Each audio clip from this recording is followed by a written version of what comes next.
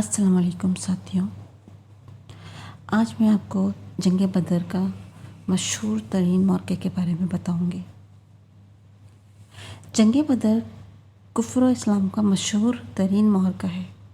17 رمضان 2 ہجری میں مکہ اور مدینہ کے درمیان مقام بدر میں یہ جنگ ہوئی۔ اس لڑائی میں تعداد اور اسلحہ کے لحاظ سے مسلمان بہت ہی کمتر اور پست حال میں تھے۔ مسلمانوں میں بوڑھے، جوان اور بچے اور انصار مہاجرین کی کل مل کر 313 مجاہدین علم نبوی کے زیر سایہ کفار کے ایک عظیم لشکر سے نبرد آزماں تھے۔ سامان جنگ کی قلت کا یہ عالم تھا کہ پوری اسلامی فوج میں 6 ذرے ہیں، 8 تلواریں تھیں اور کفار کا لشکر تقریباً 1000 نہایتی جنگجو اور بہادروں پر مشتمل تھا۔ ان بہادروں کے ساتھ ہی 100 بہترین گھوڑے تھے، 700 اونٹ تھے اور قسم قسم کے مہلک ہتھیار بھی تھے۔ اس جنگ میں مسلمانوں کی گھبراہٹ اور بے چینی ایک قدرتی بات تھی۔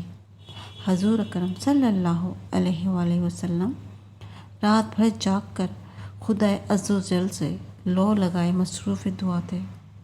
الہی، اگر یہ چند نفوس ہلاک ہو گئے تو پھر قیامت تک روئے زمین پر تیری عبادت کرنے والے نہ رہیں گے۔ دعا مانگتے ہوئے آپ کی چادر مبارک دوش انور سے زمین پر گر پڑی۔ آپ پر ایک رقت طاری ہو گئی، یہاں تک کہ آنسو جاری ہو گئے۔ حضرت ابو بکر صدیق رضی اللہ تعالیٰ عنہ آپ کے یار غار تھے۔ آپ کو اس طرح بے قرار دیکھ کر ان کے دل کو سکون و قرار جاتا رہا۔ انہوں نے چادر مبارک کو اٹھا کر آپ کے مقدس کندھے پہ ڈال دیا اور آپ کا دست مبارک تھام کر بھرائی ہوئی آواز میں بڑے ادب کے ساتھ عرض کیا، یا رسول اللہ، اب بس کیجیے، اللہ تعالیٰ ضرور اپنا وعدہ پورا فرمائیں گے۔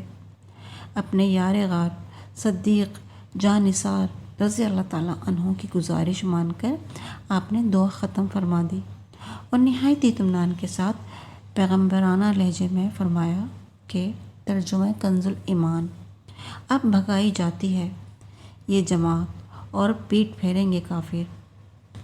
صبح کو حضور اکرم صلی اللہ علیہ وآلہ وسلم نے آیات جہاد کی تلاوت فرمائی اور ایسا ولولہ انگیز وعظ فرمایا کہ مجاہدوں کی رگوں میں خون کا قطرہ قطرہ جوش و خروش کا سمندر بن کر طوفان موجیں مارنے لگا، اور آپ صلی اللہ علیہ وآلہ وسلم نے یہ بشارت دی کہ اگر صبر کے ساتھ تم مجاہدین میدان جنگ میں ڈٹے رہے تو اللہ تعالیٰ تمہاری مدد کے لیے آسمان سے فرشتوں کی فوج بھیج دے گا۔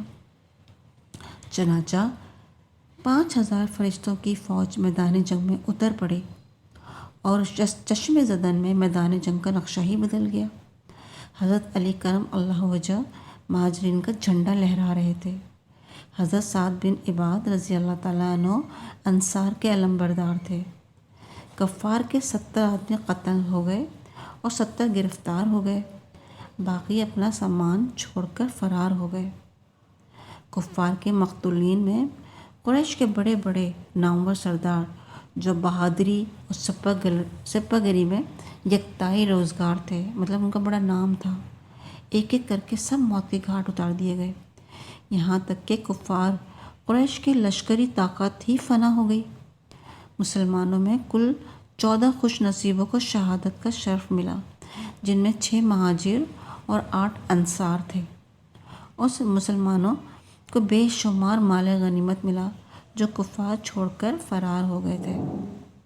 اللہ تعالیٰ نے جنگ بدر اور فرشتوں کی فوج کا تذکرہ قرآن مجید میں ان الفاظ کے ساتھ فرمایا ہے، ترجمہ، اور بے شک اللہ نے بدر میں تمہاری مدد کی جب تم بالکل بے سر و سامان تھے، تو اللہ سے ڈرو کہ کہیں تم لشکر گزار ہو جب اسے محبوب تم مسلمانوں سے فرماتے تھے، کیا تمہارے یہ کافی نہیں کہ تمہارا رب تمہاری مدد کرے؟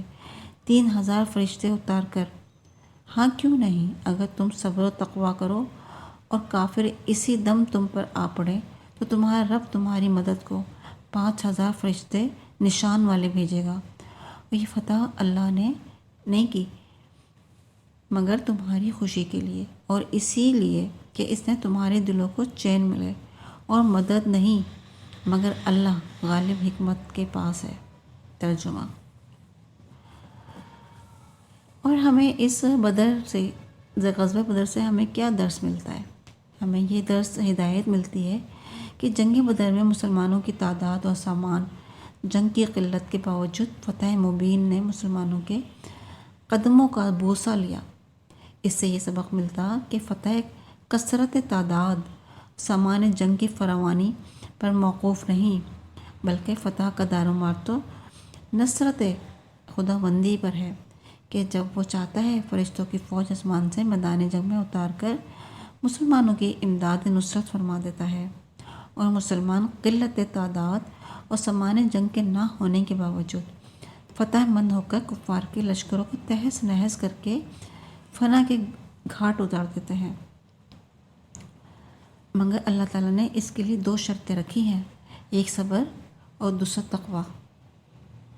اگر مسلمان صبر و تقوی کے دامن کو تھامے ہوئے خدا کی مدد پر بھروسہ کر کے جنگ میں اڑ جائے تو انشاءاللہ اللہ ہمیشہ ہر محاذ پر فتح مبین مسلمانوں کے قدم چومے گی، اور کفار شکست کھا کر راہ فرار اختیار کریں گے، یا مسلمانوں کے مار سے فنا ہو کر فی النار ہو جائیں گے، مطلب جہنم رسید ہو جائیں گے۔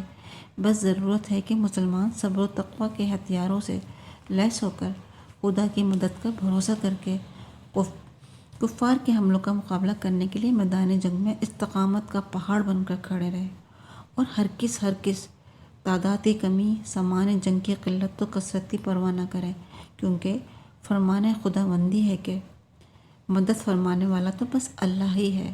سچ کہا ہے کہنے والے نے، کافر ہو تو تلوار پہ کرتا ہے بھروسہ، مومن ہو تو بے تیغ بھی لڑتا ہے سپاہی۔ سبحان اللہ۔